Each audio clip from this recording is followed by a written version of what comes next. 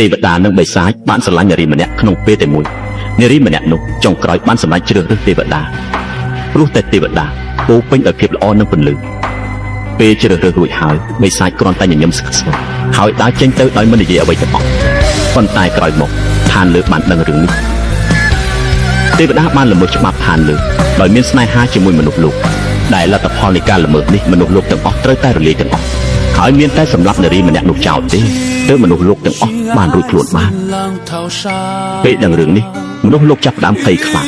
ហើយសូមឲ្យទេវតាសម្លុតគ្នាដើម្បីសង្គ្រោះជីវិតមនុស្សលោកទាំងមូលទេវតាឈឺចាប់ខ្លាំងណាស់ប៉ុន្តែចុងក្រោយគាត់ក៏សម្រេចចិត្តជួយមនុស្សលោកទាំងអស់ហើយសម្រាប់មនុស្សដែលខ្លួនស្រឡាញ់ទាំងឈឺចាប់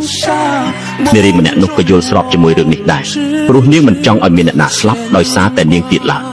នៅថ្ងៃដែលទេវតាត្រៀមលើកដាវសម្រាប់នាងស្រាប់តែមានសម្លេងស្រែកសុំជំនួយលាន់ឮពីឋានមនុស្សទៅពេលទេវតានិងនារីទៅដល់ពួកគេឃើញមនុស្សទាំងអស់ត្រូវបានបិសាចសម្លាប់អស់ទៅហើយពេលបិសាចឃើញពួកគេទៅដល់បិសាចគ្រាន់តែសើចហើយក៏ដើរចេញទៅបិសាចសម្លាប់មនុស្សលោកទាំងអស់ដើម្បីតែការពារមនុស្សដែលខ្លួនស្រឡាញ់